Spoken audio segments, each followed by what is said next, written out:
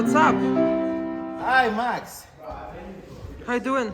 I'm fine. How are you? Yeah, fine.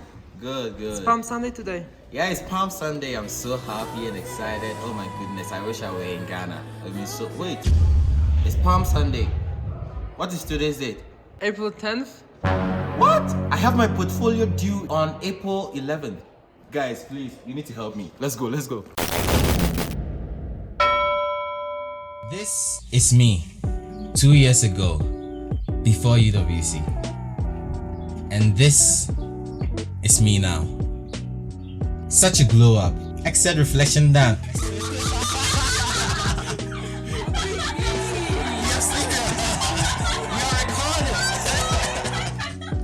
Melvin, be serious. Alright. I have a couple of questions for you. Can you identify some personal strengths and personal growth? That one is simple, I go to the gym and I exercise and Be honest, bro. Okay. When I was coming to Uwc-Usa, there were kind of two main things that I was confident about. And those two main things were, one, my own relationship with God, and two, my intelligence. And the reason why I was so passionate about my religious belief was that I heard this thing that outside world and white people, they don't care about God and they just do whatever they want to do. So I was like, okay, God brought me here this far and I cannot abandon God. So I'm just going to hold him tight and do all the things that I want to do and just focus on God. I think one area that I saw my personal strength was I believed in what I wanted to believe in. And that really gave me the strength and the motivation and the self-belief to accomplish my goals. I grew a stronger relationship with God and all of that. And one thing that I realized that it was an area for growth was that when I came here, because I have heard so many things about outside world and all of that, I didn't want to kind of get polluted by the ideas of white people and all of that concerning religious belief. I closed my mind. I did not open myself up to learn from other people. I did not try to understand people. And so what I can say is that I learned that everybody has a story to tell. Everybody has their own choices, and these choices that they make are fueled by a bunch of stories and a bunch of reasons which I am oblivious to. I think one of my personal strengths was always voicing out my opinions, and through the voicing out of my opinions, I got the opportunity to learn from all of these things and kind of shape my ideas, and that was how UWC experience shaped the way I think. Wow, that was deep. Pretty amazing. Okay, so amazing answer. I'm going with the next question. Have you ever experienced some very hard challenges, and did you learn anything from them? Oh, I think I've learned how to chop wood.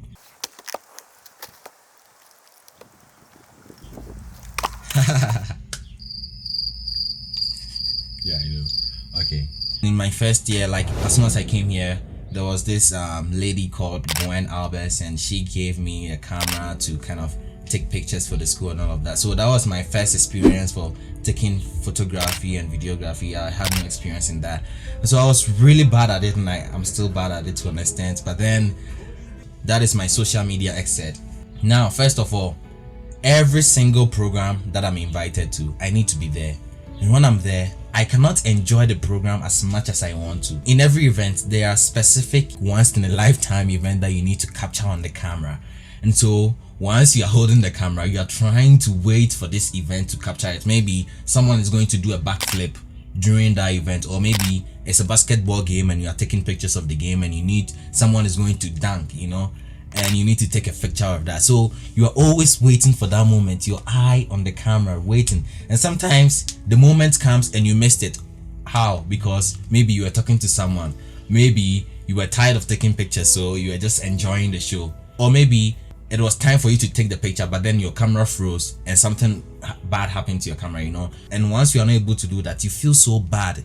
You become so distracted, and you cannot take great pictures for the rest of the event. Kind of what this social media access has taught me is that whenever I missed such opportunities to take great pictures and all of that, I need to let that pass. I need to let that go, because as far as I know, there is another great opportunity which I have not foreseen, which is coming. And also, whenever I go for an event and I take pictures and all of that, people are craving for their pictures like seconds after the event. Please, Melvin, can you send me the pictures?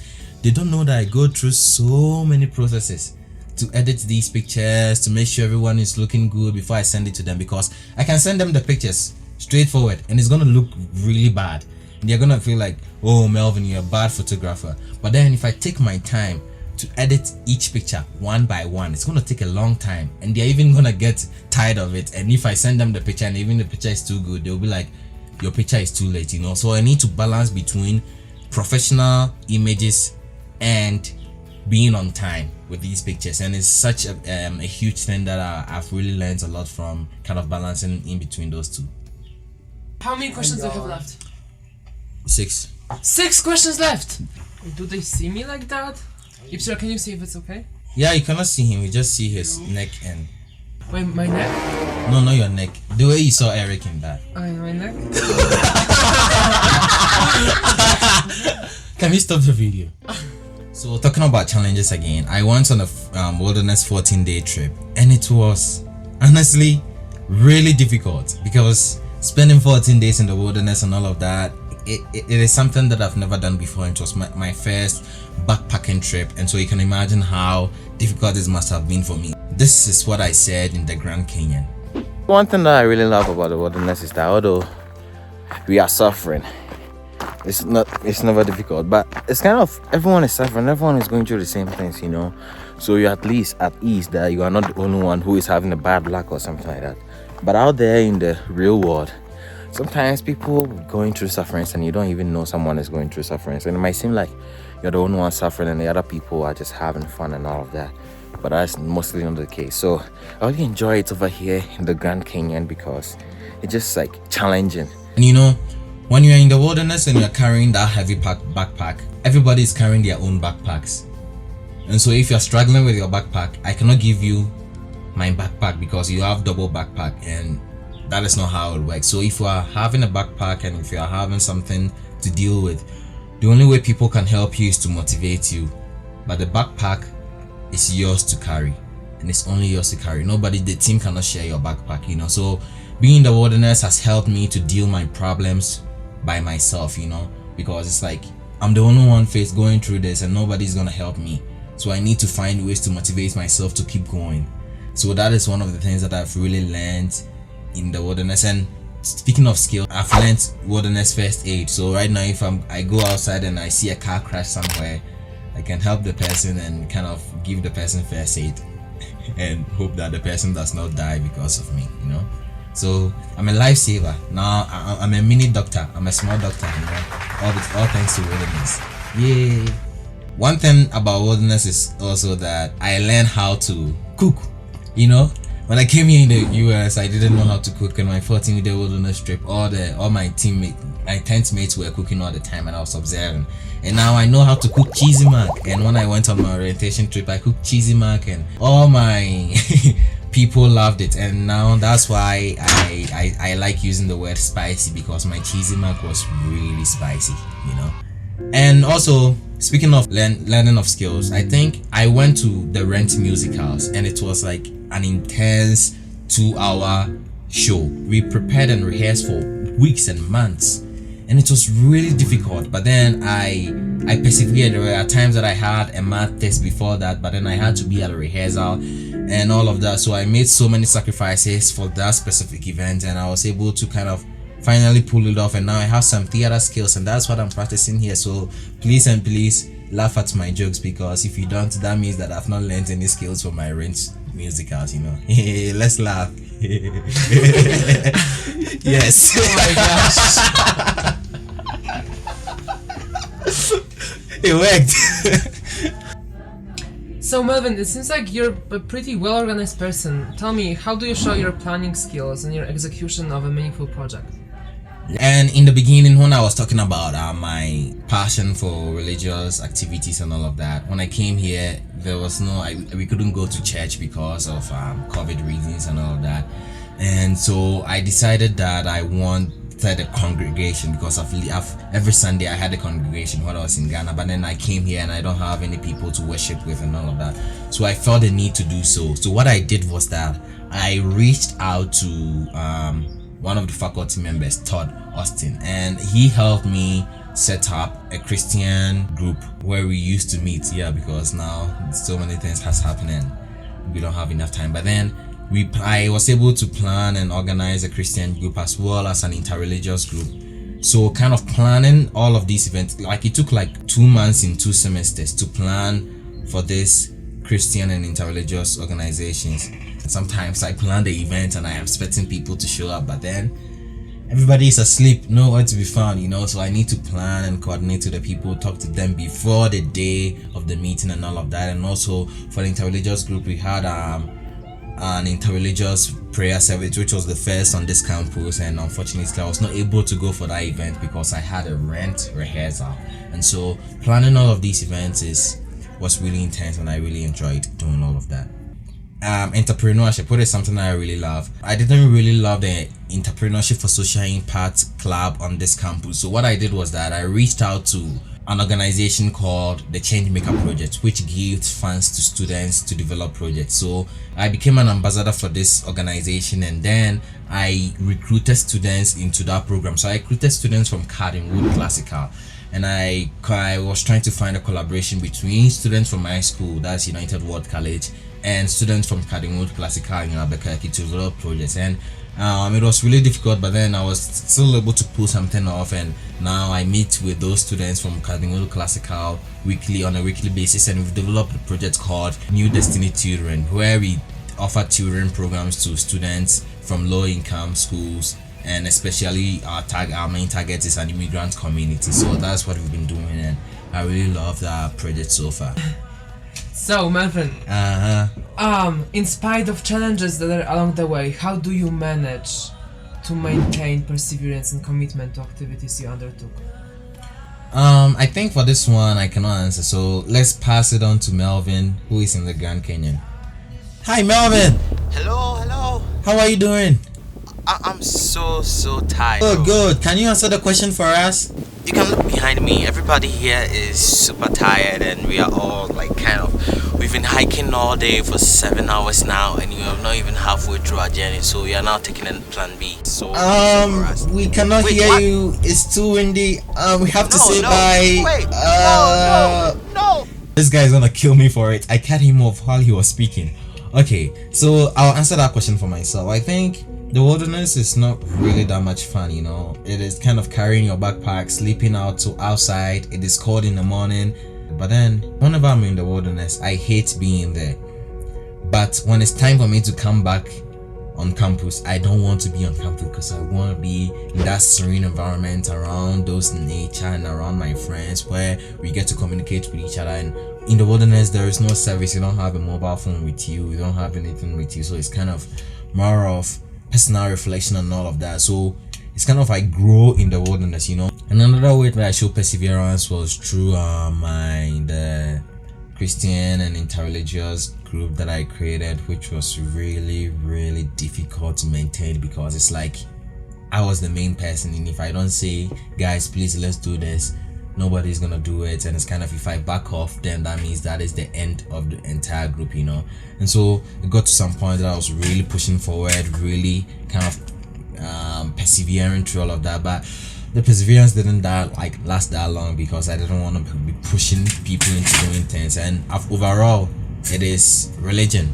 and most of the time religious and spirituality is some of the hard topics that most people don't want to talk about it. So it was really difficult. And one thing that I really feel that persevering was entrepreneurship for social impact. That was one of my leadership, and my main goal was that the Exed was about developing real and realistic projects. I guess I was wrong, and I got a wrong picture of what the Exed was about, because the Exed was more of teaching people how to pitch their projects, and all the projects they are pitching were not realistic. So I was kind of doubting why I was there, and I was like, do I really want to do this? Didn't enjoy the Exed that much, although I was a leader in it. So yeah, I just quit. Okay, Melvin, so I remember I also did not enjoy the Exed, so I quitted it. But why did you, as a change maker and all of that, why did you quit and didn't try to face the problems? Yeah, I understand that point, because it got to a time that I really tried to change it. I'm just one person. I didn't want to spend my entire energy doing something that people don't want me to. And I already had a change maker project running, my collaboration with other students from Cardinwood Classical. So I was kind of, why don't I just focus more on that rather than focus my energy in something that I really don't want to. How do you like to collaborate with other people, and how do you demonstrate that? Before I think I have to take a sip. This is what I drink, you know. I'm a rich guy. You cannot compare yourself to me, you know. Being rich is good, man. Do you want some? No, I'm good, thank you. Really? It's really good. What was that? No, I need to laugh. We're wasting time, Melvin. Let's go back to the questions. Are you That done? was good. Okay. Okay. What was the question again? I don't know. I can take this, okay? And then you focus on the question. So one thing that I also worked on, like in terms of collaborating with other people, was in my Exed called Black Students Union, where there was an issue on campus and we formed a Black Caucus, and I'm the historian in the Black Caucus. And although we are all black people, but then you know me, I also had different opinions in that group as well. So kind of I had to work collaboratively with my other executive, because that is what I have to do. And also working collaboratively, I went to the farm, you know, and when I'm at the farm, it's more of collaborative work, because if you are done early and other people are not done, you cannot leave, you know. So we need to help each other out to finish. I know that is what I'm saying, it doesn't make any sense, but I want to say it, so No, I'm makes saying sense. it. Totally. So how do you, Melvin, demonstrate your engagement in issues of global significance? I think one issue of global significance is racism. And when I came here, well, I didn't know why the N-word was an issue, so I was kind of challenging my other executive members that hey, it's no issue and all of that. But then I went out there in the summer, like in Georgia, and I lived the American experience, and then I realized how hurtful the N-word can be, although nobody said the N-word to me. So it's kind of, I learned about all of that, and that is an issue of global significance that I kind of worked collaboratively with my other teammates in Black Student Union. That's a Black Caucus, the student advocacy group. So kind of I shared my experiences with other people, kind of help other people to see things through the way that I see them, because there was no racism in Ghana because I was surrounded by fellow black people. So kind of living that experience over here and people talking about racism, and I could not relate to that, because although I'm black, I could not relate to racism because I don't know how it feels. So sharing my experience with them and them sharing their experience with me kind of helped me learn more about the issue and how to educate other people on that. And also with the Changemaker project that I initiated on the campus, we are helping global issue of education inequality. So we are trying to help these students with their language learning and acquisition skills and all of that. So yeah, I think that is how I would like to answer that question. So following up, how do you recognize and how do you consider the effects of choices, actions, and the role of the privilege and the power? Talking about ethics in the wilderness, we have so many ethics like leave no trace and all of that. So you poop in the woods, and if you poop in the woods, you don't have to bury your toilet paper, you know, you need to carry it with you. So that is one of the ethics that I learned in the wilderness, and working with the immigrants family has really helped me to kind of appreciate what I have, because there was no war in Ghana, and I was thinking if there were to be a war or genocide, where will I run to? And my lives would be the same as these immigrant students. So it helped me appreciate what I have and who I am.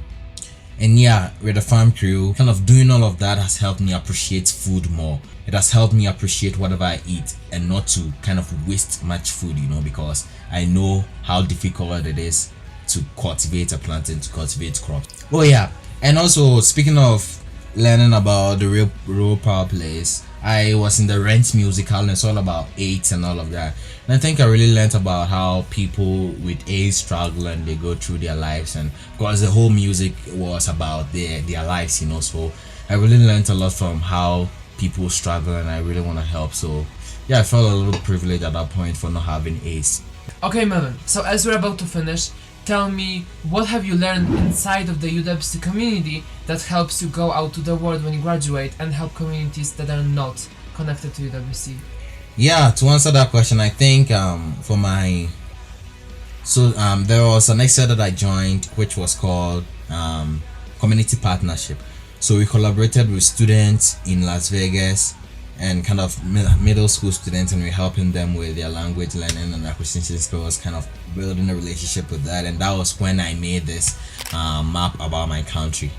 Yeah, it was a really nice map, and I really feel good about my visual art skills. With community partnership, I was able to interact with people outside of the UWC community. That's those schools in Las Vegas and Santa Fe and Albuquerque, those middle school students, and I learned a lot from them, and I guess they also learned things from me too. And during Project Week 2, we had a trip to a Navajo family, and I learned a lot from that Navajo family and kind of about their traditional practices and all of that, and we helped them decorate their shrine and all of that. And I think in the future, how I want to utilize this UWC experience is to be more patient and understand people, because the way people act and the reason why they do things is not because they just want to do it. Everybody has reasons for their actions. So I think UWC has taught me to be more patient and learn ways to deal with collaborating with other people, because the world out there is all about collaborating with other people who have different opinions than I do. So I think UWC has put me in a position where I've learned so many things, and I would like to put that into practice. Can't believe we did it, bro. Right. There's so much more. Now let's cheers. Cheers. How does that help?